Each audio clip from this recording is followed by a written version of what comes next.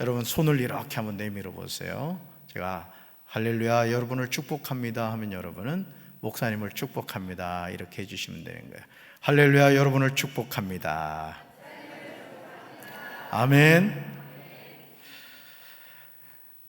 오늘 고린도후서 5장 16절부터 21절까지 말씀으로 보라 새 것이 되었도다, 보라 새 것이 되었도다, 이런 제목으로 말씀의 은혜를 나누고자 합니다. 예수님이 누구신가를 아는 것은 정말 중요합니다. 왜냐하면 예수 그리스도는 우리가 믿는 믿음의 주가 되시고 죄인인 우리를 구원하여 주신 구세주가 되시기 때문에 그렇습니다. 그러므로 우리 신앙의 여정은 예수님을 영접하고 예수님을 믿고 섬기는 것입니다. 믿지 않는 사람들이 불쾌하게 생각하는 내용 가운데 하나가 왜 그리스도인들은 꼭 예수님을 믿어야만 구원을 받는다고 주장하느냐 하는 것입니다. 그러나 이것은 타협할 내용이 아닙니다. 왜냐하면 구원의 길 자체가 오직 예수 그리스도이기 때문에 그렇습니다. 여러분을 낳아주신 어머니가 둘이에요, 하나예요? 하나일 수밖에 없죠. 마찬가지입니다. 구원의 길은 오직 예수님밖에 없는 줄로 믿습니다. 요한복음 14장 6절에서 예수님은 이 사실에 관하여 분명하게 말씀하셨습니다. 여러분이 꼭 암송하셔야 될 말씀 가운데 하나입니다. 같이 읽습니다. 예수께서 이르시되 내가 곧 길이요 진리요 생명이니 나로 말미암지 않고는 아버지께로 올 자가 없느니라. 아멘. 지금 예수님이 말씀하시는 길, 진리, 생명은 유일무이함을 뜻합니다. 둘이 될 수 없다는 거예요.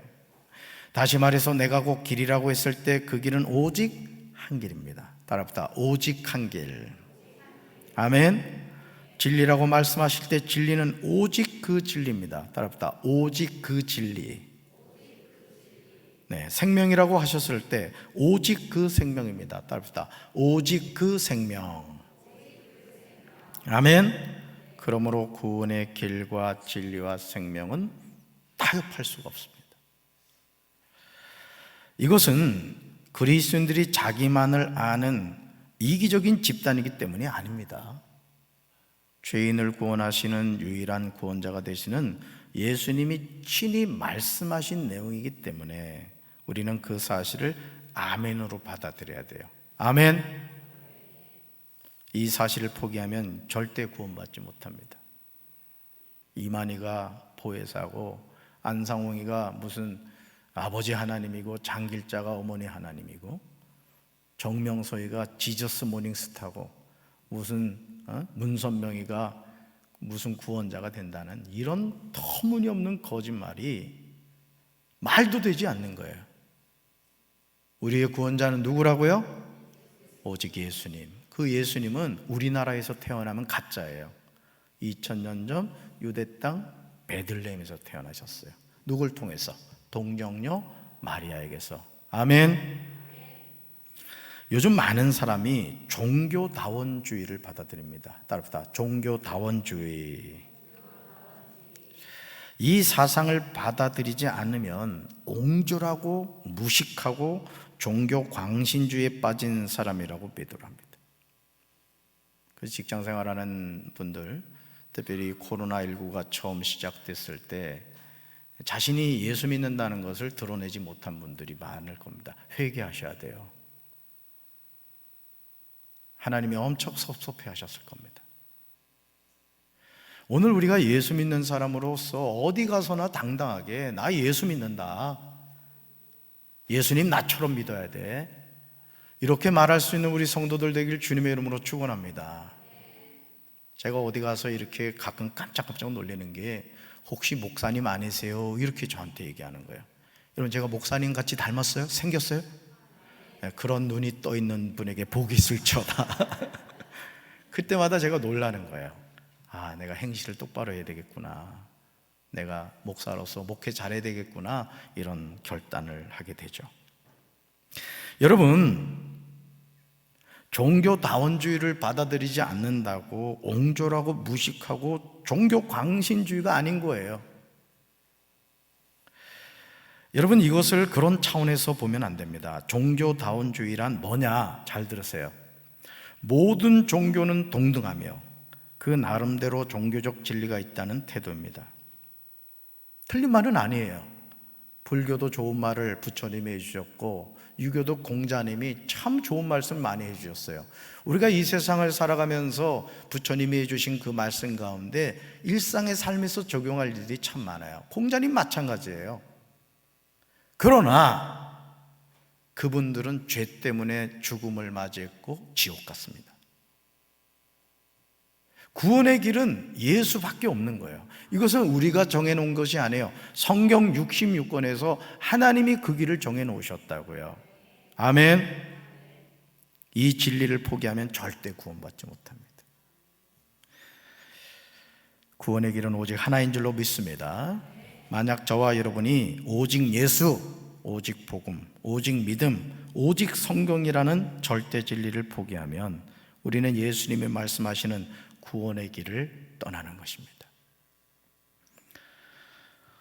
예수님이 말씀하시는 진리를 버리는 것이고 예수님이 말씀하시는 생명을 스스로 던지는 것입니다. 이런 사실을 누구보다 잘 알았던 예수님의 수제자 베드로는 오순절 마가의 다락방에서 성령의 불을 받은 이후에 솔로몬의 eng각에서 성령 충만한 설교를 전합니다. 만약 베드로가 전하는 이 핵심 메시지를 믿지 않으면 우리 신앙은 아무 소용이 없어요. 우리 말씀 같이 읽습니다. 이 예수밖에는 다른 아무에게도 구원은 없습니다.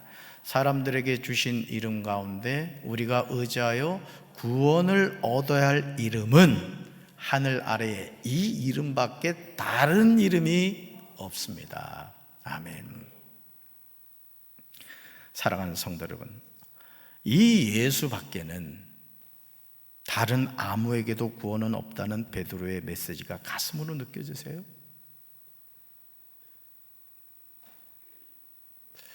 여러분, 오늘 우리가 신앙생활 하면서 정말 이 결론이 나야 돼요. 구원은 누구? 예수님밖에 없다. 그래서 여러분, 성경 66권은요 창세기부터 요한계시록에 이르기까지 계속 누구 얘기하는 거예요? 예수님 얘기하는 거예요. 예수님 얘기. 다시 정리할까요? 구약은 뭐라 그랬어요? 너는 죄인이야.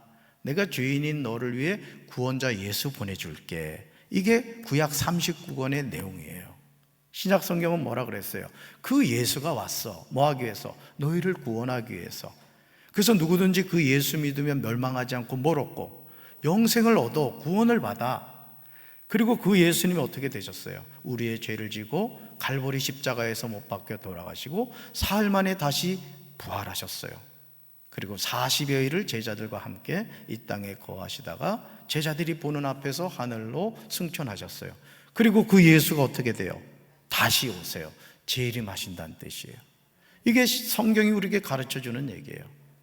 그래서 여러분, 영화나 드라마를 재미있게 보려면은 누굴 주의해서 봐야 돼요? 주인공이 누군가를 봐야 돼요. 주인공. 근데 어떤 사람은 꼭 지나가는 사람만 보는 사람이 있어.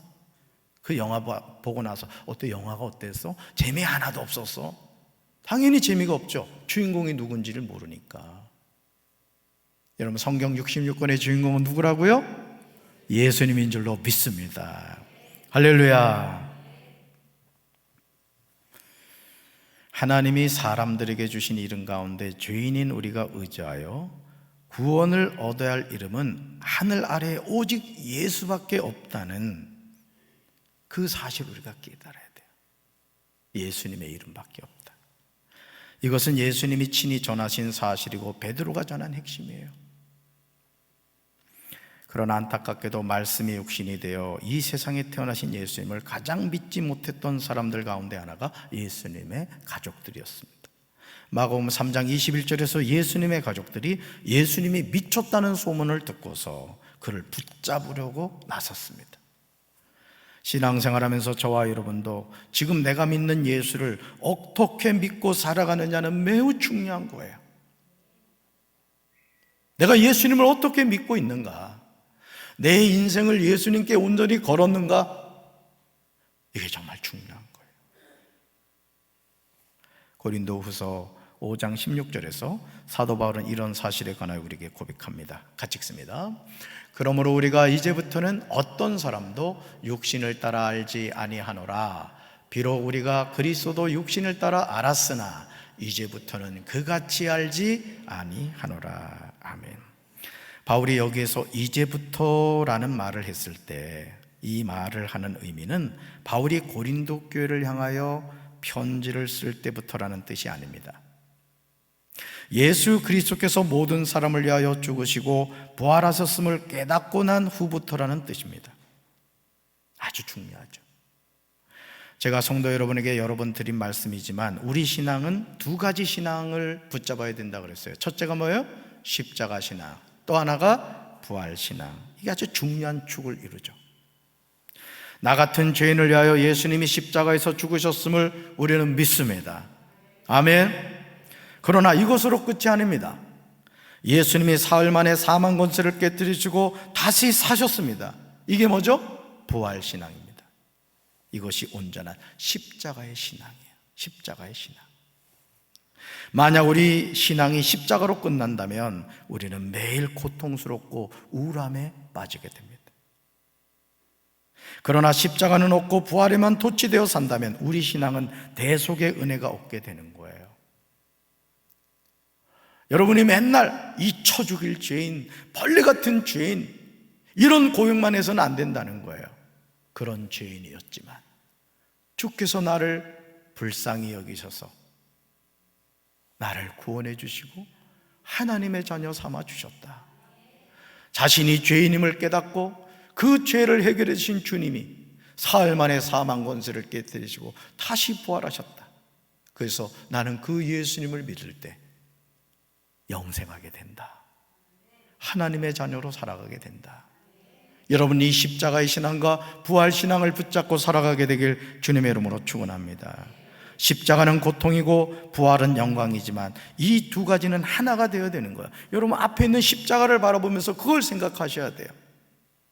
그러니까 이 십자가는 우리 신앙을 계속 설명해 주는 거예요. 수직적인 관계는 뭐라 그랬어요? 하나님과 나와의 관계. 수평은 나와 이웃과의 관계. 십자가의 신앙, 부활 신앙도 마찬가지입니다. 그러므로 이제부터 성도는 육체적인 판단 기준을 버려야 합니다. 예수님을 믿지 않던 과거에는 그랬지만 지금은 사람과 그리스도를 육체적 기준으로 판단하지 않습니다.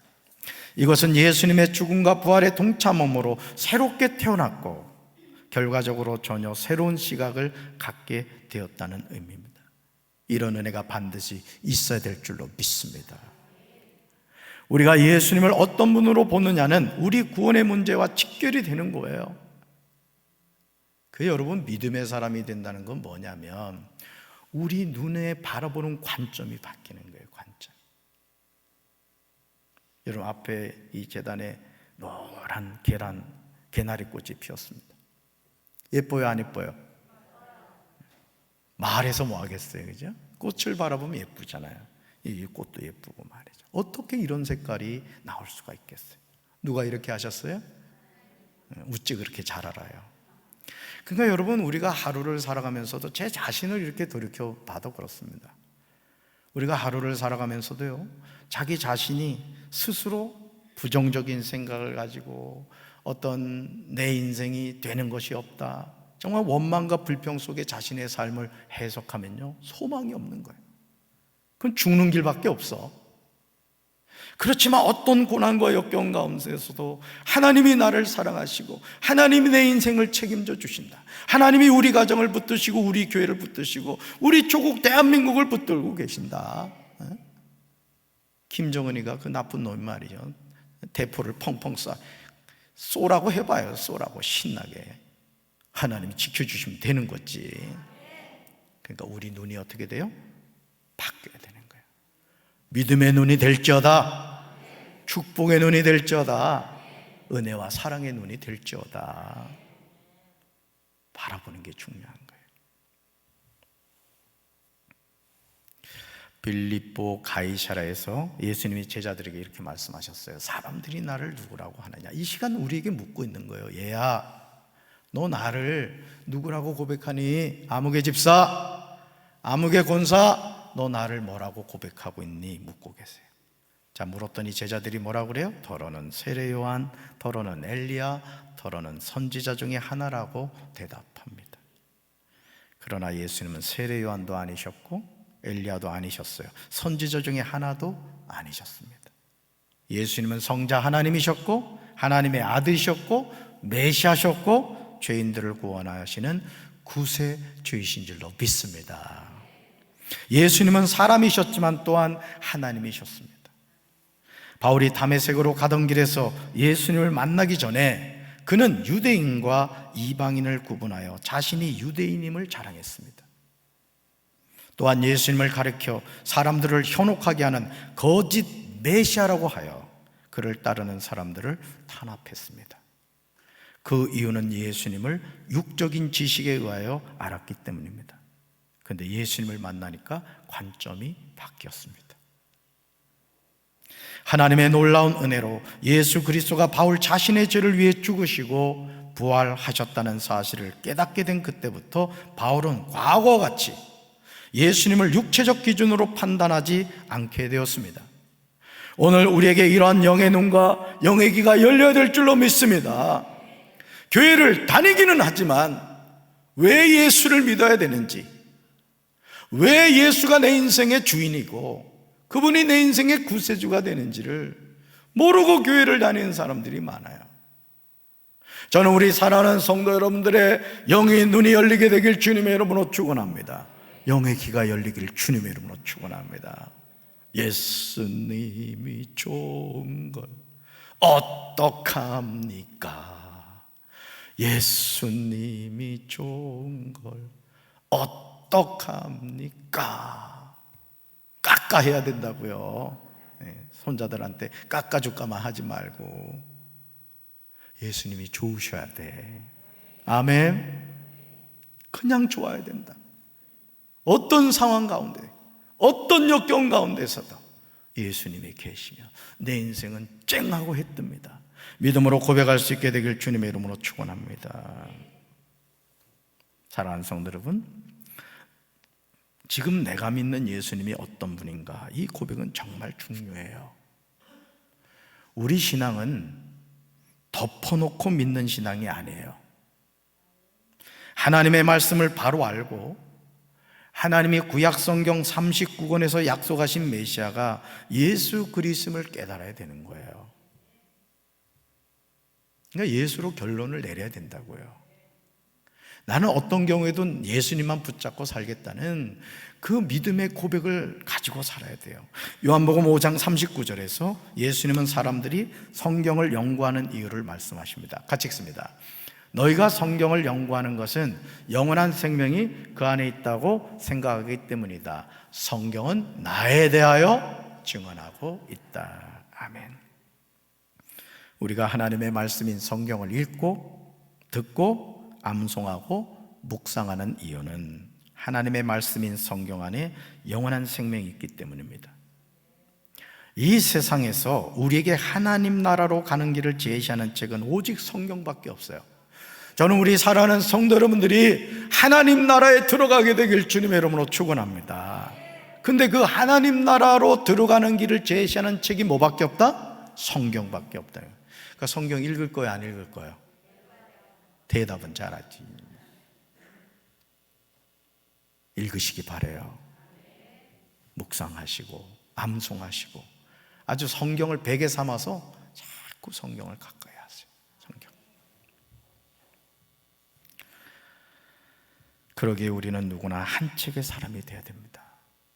성경은 우리에게 예수 그리스도가 누구신지 증언합니다. 어디를 펼쳐도, 창세기를 펼쳐도, 민수기를 펼쳐도, 말라기를 펼쳐도, 어디를 펼쳐도 누가 나와요? 예수님이 나오는 거예요. 그러므로 고린도후서 5장 17절에서 사도 바울은 놀라운 선언을 하고 있습니다. 우리 같이 읽습니다. 그런즉 누구든지 그리스도 안에 있으면 새로운 피조물이라. 이전 것은 지나갔으니 보라 새 것이 되었도다. 아멘. 사도 바울에게 있어서 그리스도 안에 있으면 이 표현은 그리스도와의 영적인 연합을 의미합니다. 그리스도와의 영적인 연합. 이 연합의 비밀에 관하여 사도 요한은 요한복음 15장 1절부터 7절에서 포도나무와 그 가지의 관계로 설명하였습니다.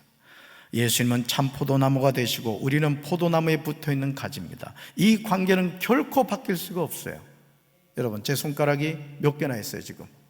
5개. 제가 여러분들에게 놀라운 일을 보여드리겠습니다. 제가 엄지손가락을 한번 움직여 볼게요. 잘 보세요. 움직입니다. 와, 놀랍죠? 자, 새끼손가락을 움직입니다. 놀라워요, 안 놀라요? 이렇게 뭔가 맞아야 돼. 이렇게 죽이 맞아야 된다고. 여러분, 이 손가락이 어떻게 움직였죠? 몸에 붙어 있었기 때문이에요. 포도나무는 누구시고? 예수님이시고, 가지는 누구고? 우리란 말이에요. 가지가 포도나무에 붙어 있는 거예요. 오늘 우리의 삶은 예수님에게 붙어 있을 때 예수님은 우리의 삶을 푸른 초장 쉴만한 물가로 인도해 주시는 줄로 믿습니다. 피부색이 황색이냐, 백색이냐, 흑색이냐, 성이 남성이냐, 여성이냐, 이런 인종과 성을 초월하여 누구라도 2000년 전 갈보리 십자가에서 그리스도의 죽음을 자기 자신의 죽음으로 받아들여 그리스도와 영적인 연합을 이루면 그는 새로운 피조물이 되는 거예요. 여기서 피조물은 헬라어로 크티시스인데 창조 행위를 나타내는 말입니다. 사람들이 착각하는 것 가운데 하나가 육체가 살아있다고, 자신이 살아있다고 여긴다는 사실입니다. 그러나 성경은 그렇게 말하지 않아요. 바울은 에베소서 2장 1절에서 모든 사람은 불순종과 죄로 인하여 누구나 영적으로 죽은 사람들이라고 말합니다. 우리 말씀 같이 읽습니다. 여러분도 전에는 허물과 죄로 죽었던 사람들입니다. 아멘. 이 전에는 뭐예요? 예수님 믿기 전에는, 이걸 말하는 거예요. 여기서 우리가 주목해서 보아야 하는 점은 죽었던 사람들이라는 표현입니다. 단순히 육체가 살아있다고 살아있는 것이 결코 아니에요. 하나님께 불순종함으로 인하여 죄 때문에 영적으로 죽어있는 사람이 많습니다. 교회를 다니는 성도들 가운데도 육체적으로는 살아있어요. 외형적으로 볼 때는 훌륭한 신앙인인 것 같아요. 근데 영적으로 죽어있는 이들이 있어요. 저는 우리 살아가는 성도들 가운데 혹여나 영적으로 죽어있는 성도가 있다면 이 시간 이 말씀을 통해서 에스겔 골짜기의 마른 뼈다귀들을 살아나게 하신 하나님의 말씀이 대원되었을 때 그 영혼이 소성케 되었듯이 다시 회복의 역사가 나타나게 되기를 주님의 이름으로 축원합니다. 자신의 영적 상태를 늘 점검하셔야 돼. 내가 살아있는가 죽어있는가. 우리가 예수님을 영접해야 하는 이유는 우리가 영적으로 죽어있기 때문이에요. 이것을 깨달아야 합니다. 여러분의 손가락을 고무줄로 꽁꽁 묶어 놓으면 피가 통하지 않아서 어느 순간부터 썩게 됩니다. 여러분 어린 시절 그런 놀이 안 했어요? 전 그런 놀이 한 적 있어요. 이 손가락을요 고무줄로 동이는 거예요. 그럼 나중에요 이 손가락이 시커매집니다. 그러다가 그걸 계속 놔두면 어떻게 돼요? 썩기 시작해요. 왜요? 피가 통하지 않기 때문에 그렇습니다.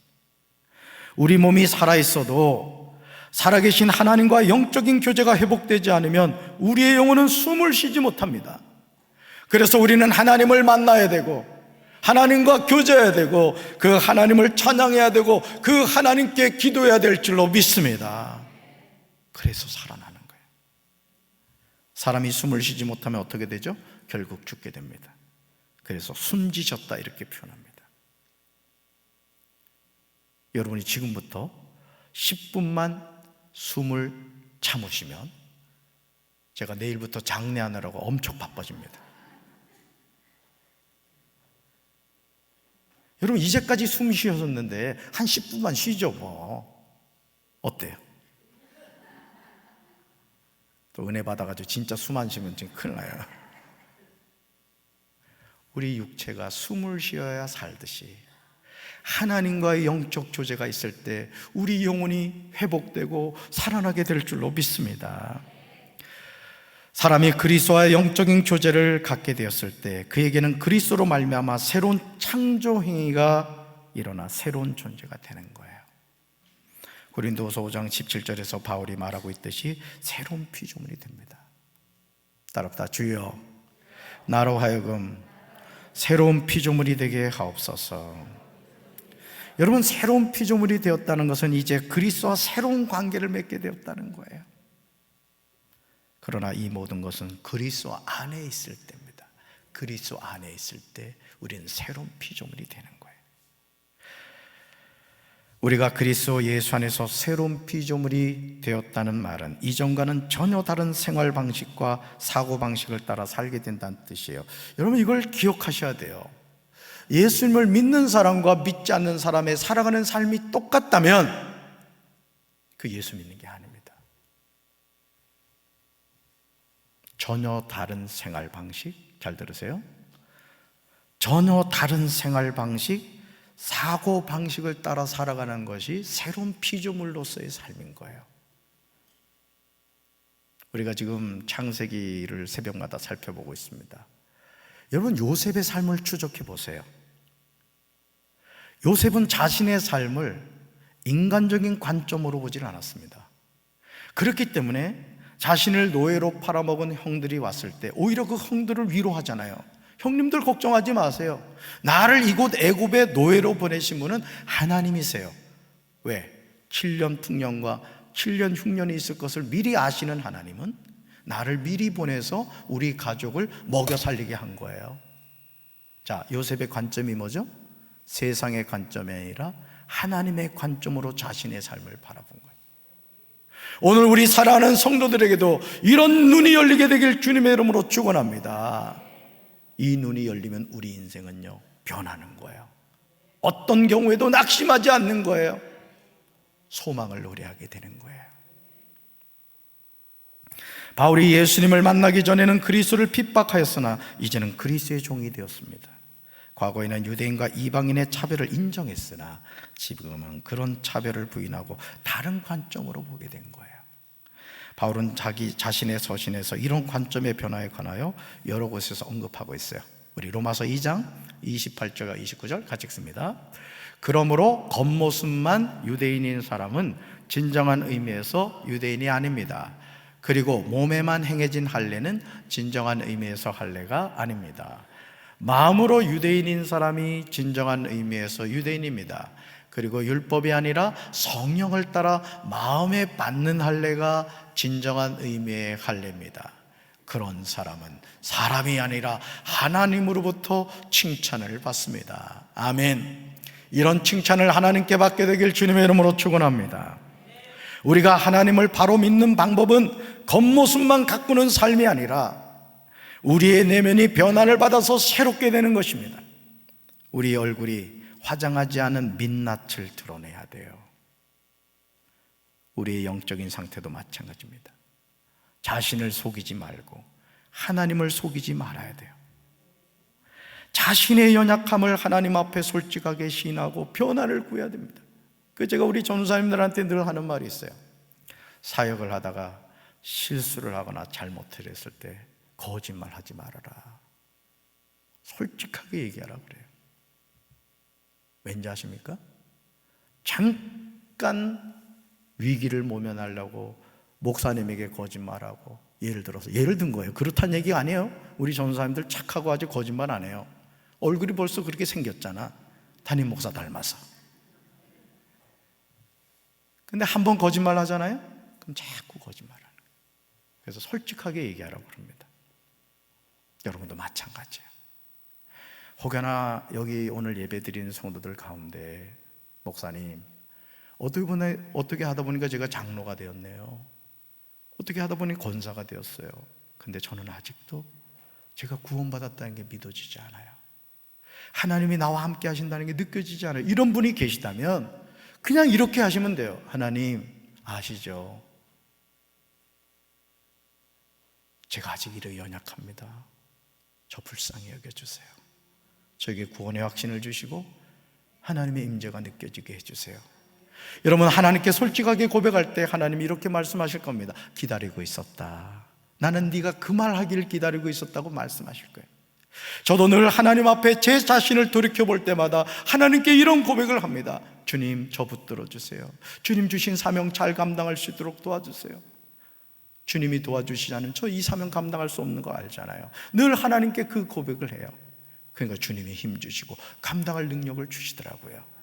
우리 사랑하는 성도들에게도 이런 은혜가 함께 하시기를 주님의 이름으로 축원합니다.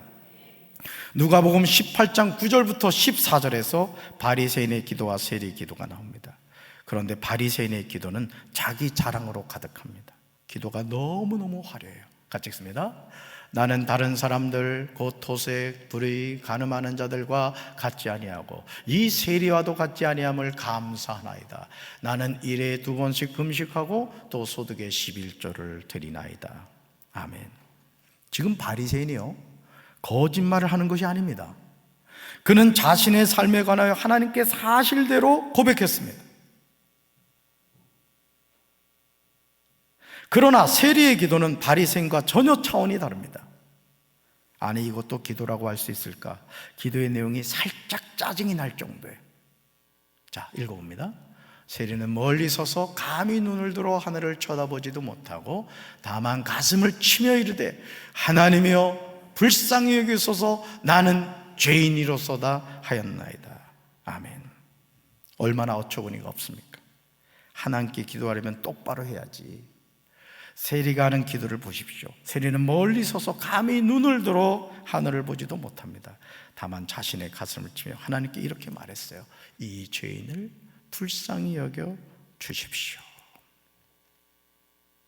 여러분, 바리새인의 기도에서 뭐가 빠졌죠? 죄인됨에 대한 고백이 없는 거예요. 거짓말을 한 건 아니에요. 정말 그런 삶을 살았어요. 그런데 그 은혜를 베풀어 주신 하나님 앞에 자신의 죄인됨을 고백하지 않았던 거예요. 바리새인과 세리의 기도에 관한 결론은요, 우리의 생각과 전혀 달라요. 누가복음 18장 14절에서 예수님은 의롭다고 인정을 받고서 자기 집으로 내려간 사람은 저 바리새파 사람이 아니라 이 세리라 이렇게 말씀하시면서 누구든지 자기를 높이는 사람은 낮아지고 자기를 낮추는 사람은 높아질 것이라고 말씀합니다. 얼마나 놀라운 말씀입니까? 사랑하는 성도 여러분, 누구든지 그리스도 안에 있으면 새로운 피조물임을 믿으시길 바랍니다. 이전 것은 지나갔어요. 우리 성도분들 가운데 자꾸 지나간 것을 자꾸 끌어오는 분들이 있어. 그러지 마세요. 지나간 것은 지나간 것으로 놔두시기 바랍니다. 이제 새 것이 되었어요. 아멘. 그렇다면 우리의 삶은 바뀌어야 돼요. 이전에 보던 관점이 아니라 새로운 관점으로 바라봐야 됩니다. 내 삶을 바라볼 때도, 우리 가정을 바라볼 때도, 우리 교회를 바라보고 우리 민족 대한민국을 바라볼 때도 내 눈이 변화되어야 되는 거예요. 할렐루야. 믿음의 눈을 가지고, 긍정의 눈을 가지고, 사랑과 은혜의 눈을 가지고 세상을 바라보고 나의 삶을 바라보고 우리 가정을 바라보면 소망이 너무너무 넘치는 거예요. 아멘. 그런 은혜가 여러분과 함께 하시길 주님의 이름으로 축원합니다. 이 세상에서 믿는 자들의 실존에 새로운 창조를 하시는 분은 아버지 하나님이십니다. 그 새로운 창조를 가능케 하시려고 예수 그리스도를 우리에게 보내신 분도 하나님이십니다. 구원의 섭리에 있어서 철저한 하나님의 주도성을 깨닫는 것이 바로 하나님 중심 신앙의 출발점이에요. 그러니까 우리 신앙은 누구 중심? 하나님 중심이 돼야 돼요. 할렐루야. 이 신앙을 오늘 우리는 회복해야 될 줄로 믿습니다. 이 세상에 존재하는 모든 것이 하나님에게서 났습니다. 하나님은 아들이신 예수 그리스도를 내세우셔서 죄인인 우리를 자기와 화해하게 하시고 또 우리에게 화해의 직분을 맡겨주셨습니다. 곧 하나님은 사람들의 죄가를 따지지 않으시고 화해 말씀을 우리에게 맡겨주심으로써 세상을 그리스도 안에서 자기와 화해하게 하신 거예요. 이사야 59장 2절에서 같이 읽습니다. 오직 너희 죄악이 너희와 너희의 하나님 사이를 갈라놓았고 너희의 죄 때문에 주님께서 너희에게서 얼굴을 돌리셔서 너희의 말을 듣지 않으실 뿐이다. 이렇게 말씀하십니다. 하나님의 자녀가 하나님과 적대 관계가 되었습니다. 그런데 죄가 전혀 없으신 예수 그리스도는 말씀이 육신이 되어 이 세상에 태어나심으로 모든 인간의 죄를 대신 짊어지시고 십자가에 못 박혀 죽으심으로써 하나님과 인간 사이를 가로막았던 죄의 담이 무너지게 하시고 적대 감정을 해소해 주신 거예요. 여러분 저를 보세요. 자, 제가 손으로 오른 눈을 가렸습니다. 보이겠어요? 보이지 않겠어요? 보이지 않죠. 또 여기에서조차 또 목사님의 영의 눈이 열려서 보입니다. 이건 좀 오버하는 거고. 보세요. 나와 하나님 사이에 뭐가 가로막혔다? 죄가 가로막혀. 보이겠어요? 보이지 않겠어요? 안 보이는 거예요. 예수님이 이 죄를 해결하니까 누굴 만나게 된 거예요? 하나님을 만나게 된 거예요. 하나님이 나와 함께 하심을 깨닫게 된 거예요. 할렐루야. 사람의 힘으로 도저히 해결할 수 없는 놀라운 일을 십자가의 사랑으로 해결하신 거예요. 이 일은 오직 하나님만이 하실 수 있는 일이었습니다. 따라서 하나님과 인간의 화해는 전적으로 예수 그리스도로 말미암은 하나님의 은총인 줄로 믿습니다. 누구든지 하나님과 화해했다면 그는 화해하게 하는 직책을 맡은 자로서 주신 사명을 감당해야 할 줄로 믿습니다. 예수 그리스도를 하나님과 죄인 사이에서 관계를 회복하기 위한 화목제물로 삼으신 분은 전적으로 하나님의 섭리예요.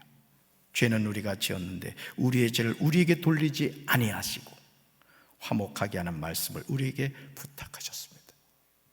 사람은 그 어떤 노력으로도 죄의 문제를 해결하지 못해요. 이걸 잊지 마세요. 평생 잊지 말아야 될 거는 죄는 내가 해결할 수 없다. 오직 하나님만이 이 문제를 해결하실 줄로 믿습니다. 고린도서 5장 18절에서 하나님은 우리에게 화목하게 하는 직책을 부여하셨듯이 이어지는 19절에서 우리에게 화목하게 하는 말씀을 부탁하셨습니다. 얼마나 놀라운 하나님의 은혜입니까? 그러므로 우리는 그리스도의 대사입니다. 하나님은 우리를 통하여 우리 주변에 있는 사람들에게 권고하게 하십니다. 이제 우리는 하나님과 화해하며 살아야 될 줄로 믿습니다. 하나님은 죄를 모르시는 예수님에게 우리 대신으로 죄를 담당하게 하셨습니다. 그것은 우리가 그리스도 안에서 하나님의 의가 되게 하시려는 뜻입니다. 이제 우리는 하나님의 대사로서 이 사명을 잘 감당해야 될 줄로 믿습니다. 내 주변에 아직도 예수님을 믿지 않고 지옥을 향해 가는 영혼들에게 여러분 이 말을 하셔야 돼요. 내가 예수 믿고 구원받았듯이 친구야, 너도 예수 믿고 구원받아야 돼. 여러분 가족을 향하여, 여러분 이웃을 향하여 이 생명의 복음을 전하는 그리스도의 대사로서 승리하는 한 주간의 삶을 살게 되시기를 주님의 이름으로 축원합니다. 가슴에 손을 얹겠습니다. 하나님 아버지,